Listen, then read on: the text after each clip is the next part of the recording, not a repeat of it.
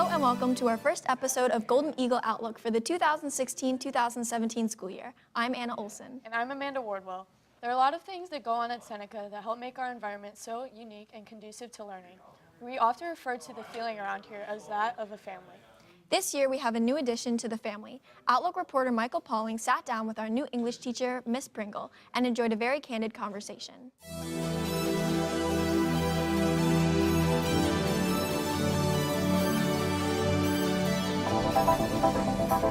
Hi, I'm Michael Pauling, and we're here today with the teacher spotlight of a new English teacher at Seneca High School, Miss Pringle. We were lucky enough to sit down with her and ask her a few questions. Let's get to the interview. Miss Pringle is a 22-year-old resident of Mount Laurel who graduated from the University of Delaware and told us that she is very thankful that she got a teaching job right out of college. Before the interview, we stopped to talk to a few students about Miss Pringle and have come to the conclusion that our Seneca students like the new English teacher a lot. We heard that she is a fun and loving teacher who always keeps the class interesting while still getting through the lessons.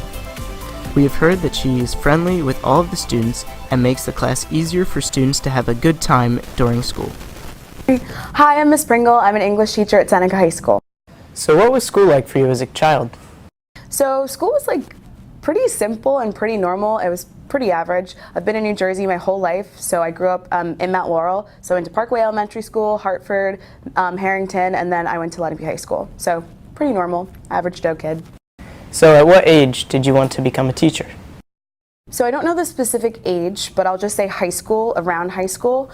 And my entire life, I love socializing with people. I love talking to people, and I loved kids. And I didn't really know how to connect that into a career. So by the time I got to high school, and they kind of force you to decide what you're going to do for the rest of your life, it kind of just made sense to start combining that as the career that I wanted. Along the way, were there any teachers that inspired you to become a teacher? Absolutely. So I had a lot of great English teachers at Lenape who kind of influenced really just my desire to even want to teach and really solidified it. Andrea Carpenter over at Lenape, she was my AP English teacher senior year, and she took me aside, told me about lesson planning, told me about what went into actually socializing with students, engaging them in the classroom, and then even asked me thoughts and opinions on how lessons went every day. So she kind of really shaped and really helped push me to get to my major in college, which was secondary English education. How do you like teaching here at Seneca High School? Oh, I absolutely love it. I couldn't have asked for a better opportunity, seriously. It's very hard to get hired right out of college, and so the fact that I got hired not only at an amazing school, but at a school where I graduated from this district, it was an amazing opportunity. In your future teaching career, what plans do you have for yourself? So hopefully, I'll coach, maybe in the future. I would love to. I did basketball, volleyball, and spring and winter track and field in high school. So I would love to be a track coach, like a thrower coach, maybe a girls basketball. I love freshmen, I wouldn't mind freshmen. Same for volleyball as well. And I also hope that I get to explore the different types of classes that there are here. So right now I just have one section of freshmen, 3 sections of sophomores, and 1 section of juniors. So I'm hoping to maybe try some seniors or try classes of different levels in the future. And the last one, if you weren't a teacher, what would you be? This is a really tough question. Honestly, I'm kind of all over the place in my interests. I don't want to call myself a jack of all trades, but I'm interested in a lot of things. So I'd probably say either something involving public relations, just so that I could keep talking to people and always, network and have that socializing opportunity, or I don't know, maybe a pastry chef because I like food. We'd like to give a special thanks to Miss Pringle for doing that interview with us and welcome her into the Seneca family. That was the end of this Teacher Spotlight. I'm Michael Pauling, signing off. Now back to the desk. Thanks for that report, Mike. Every fall, Seneca High School opens its doors for Safe Trick or Treat. This is a great event that allows the youth of our community to trick or treat without any fear or worry and provide a great opportunity for the school's clubs, sports, and activities to make bonds with the community. Outlook reporter Tommy Brooks has more.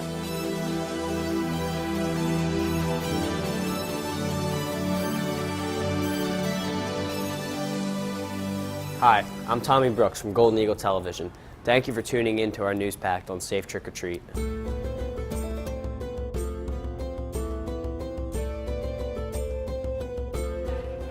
Every year, Seneca holds the annual Safe Trick or Treat run by Renaissance Club.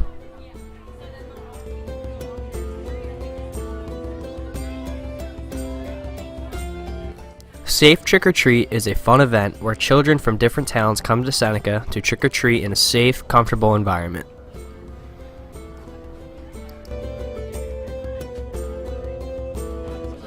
Students spend countless hours setting up for the Safe Trick or Treat.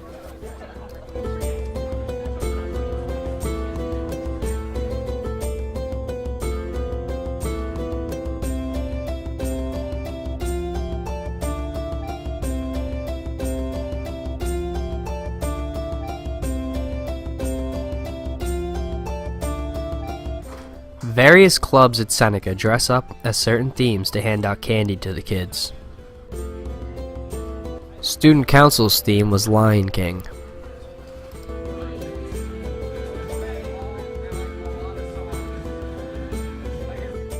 Clubs also set up mini games for the trick-or-treaters to play.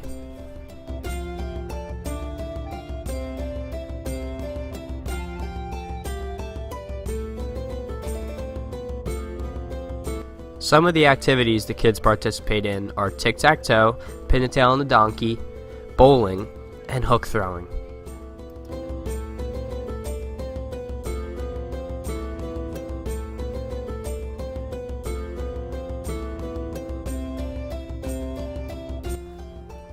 It's nice that Seneca Family is willing to give up their free time to allow children to trick-or-treat in a safe environment.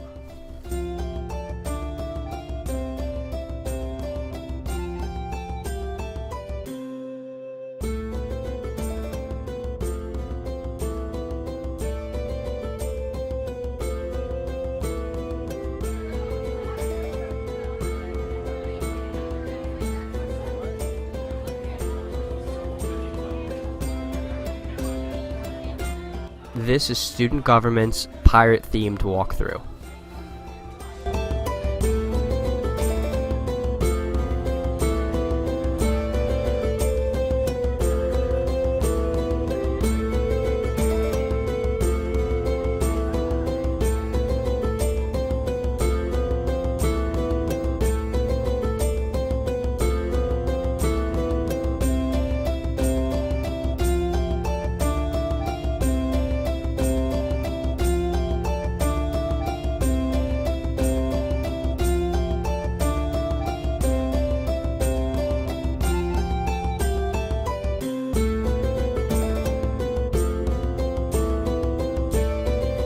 We started doing the Safe Trick or Treat 8 years ago, and we decided that it was a great chance for our high school students to interact with the community's youth. Our students really love it, and it's a great way for the kids from our neighboring areas, Southampton, Tabernacle, Chemung, and Chatsworth, to get to come and trick or treat in a safe environment and get to see the high school at the same time. As an advisor, I love to see how our high school students interact with the elementary school children. I don't know who has more fun. The high school students just love that day. They love getting dressed up, they love the decorating, they love the interaction of trick-or-treating with the little kids. It's just great to watch. This year's Safe Trick or Treat had a great turnout and was a success. Building on the family feel in Seneca is the One Book, One School pep rally. This year, the school created 2 teams, green and gold. The teams competed in various games and activities, ultimately concluding in a full school academic pep rally. Providing a deeper look at the events, Outlook reporter Pat Brown has this report to share.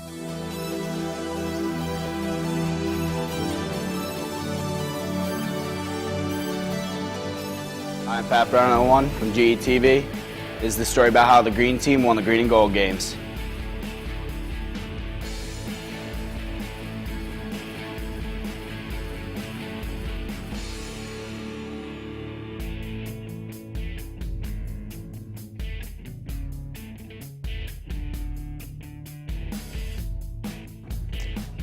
Walking out behind the Seneca drum line, it was a really great feeling. Having all the students, everyone around cheering, getting excited for the pep rally, really got me excited and pumped up for the events.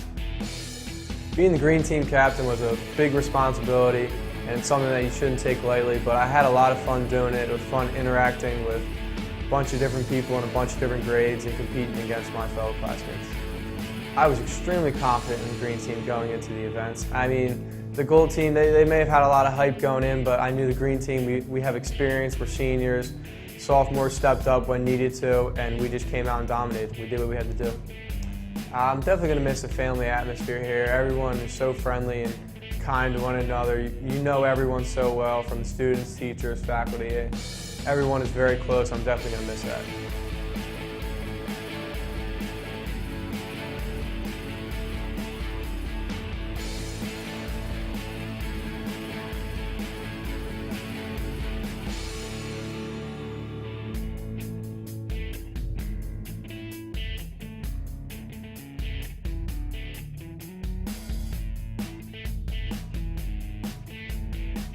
How does it feel to be the captain of the senior class? Well, it's really cool because it's one thing to be nominated for an award from teachers or adults, but to be recognized by your friends and peers as a leader among them is certainly really cool.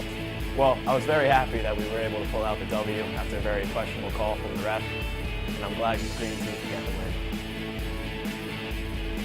We have a very tight group of guys that have grown really close these past few years. I'm going to really miss them. I'm going to really miss all the people who have made my experience here great, especially the teachers and staff.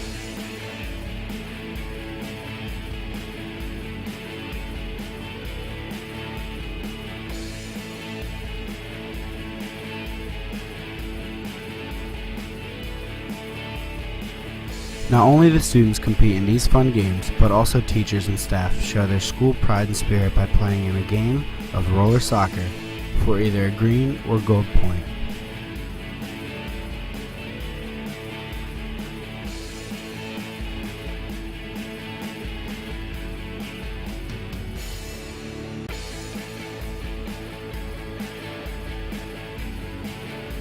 It was a cool experience having the whole green team and the gold team. They were all yelling, cheering. I just got the job done. I definitely underestimated the strength of the pumpkin at first, but I gave it a good whack on my second hit. Did it feel weird grabbing the insides of the pumpkin? I didn't really think about it. I kind of just did it for the green team, got the win.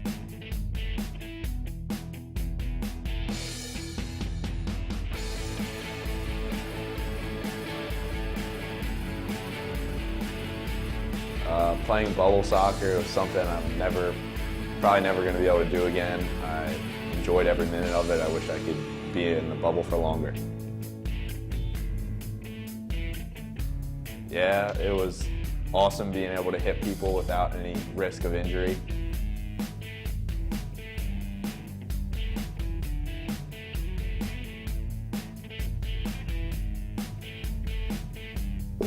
Fun academic pep rallies have been a staple of Seneca High School. Students and staff have been treated to some amazing events over the last few years. Many students, including senior Ryan Hackney, appreciate the value of these moments in preparing them for college, but also understand they may never experience them again. It's bittersweet. I love the Seneca family, but I'm ready for a new chapter.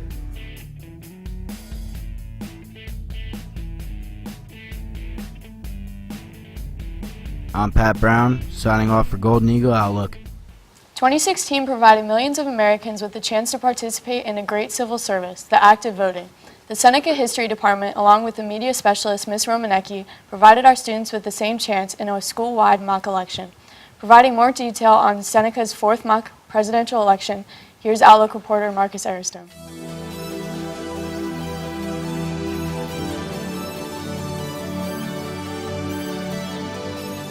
Hi, I'm Marcus. This year, Seneca held a mock election in honor of America's real election. Seneca has done a mock election 4 times, every election since it's been open.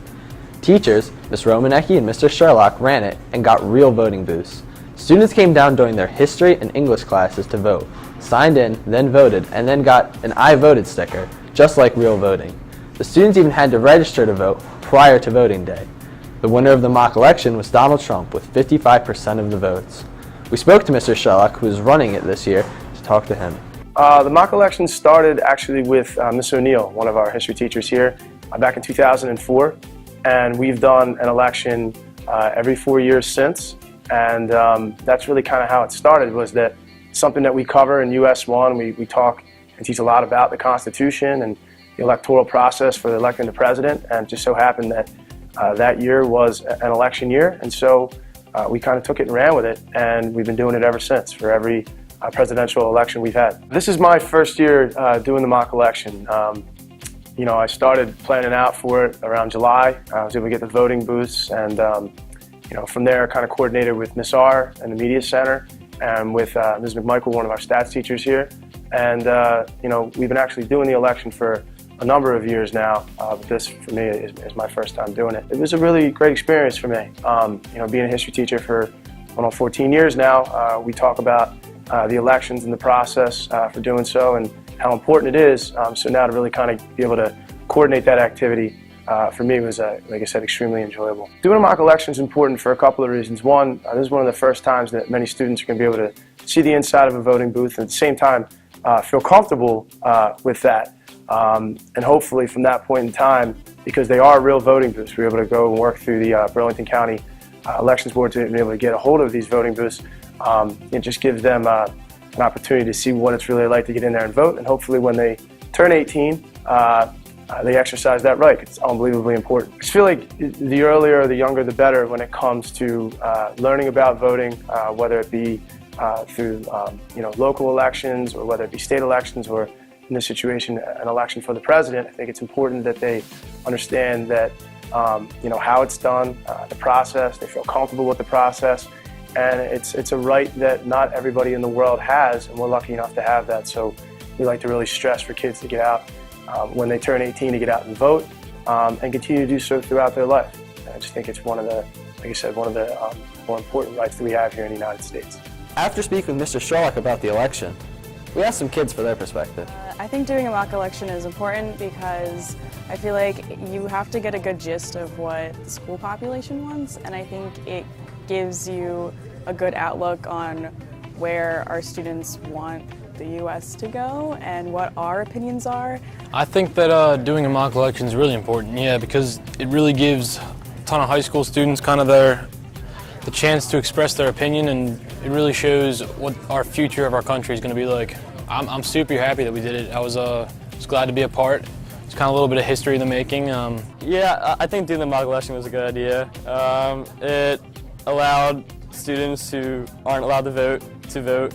I think that doing the mock election was important because it shows how easy it is to vote, because I know a lot of people, like older, like they think that it's hard to vote, that it's gonna take too much time, but then you literally have to just press a button and then you vote and you contribute to society instead of just sitting at home. So I'm glad that we did the mock election because it shows what party that we're leaning to in school, and also, like I said, it shows people how easy it is to vote. So I think the mock election was very important because it kind of teaches us how to actually vote in the real world when we get out of high school or when we're able to vote in our senior year. When we do vote, it was an extremely nice feeling knowing that I can actually do this without having to go through all these new processes. Someone actually guided me through it and I knew what to do. So now I know what to do in the future. I'm definitely happy that we did one. It was a very slow process because of the timing. However, it did show us how to do it and how it would be like if we do go to a voting center. The mock election was a big success. It taught students a valuable lesson about voting and was an overall good experience for them. Reporting for Seneca High School, I'm Marcus Aristide. Thank you very much for joining us. We hope you enjoyed your time. From all of us here at Seneca High School, have a safe and happy winter. I'm Anna Olson. And I'm Amanda Wardwell. See you next time.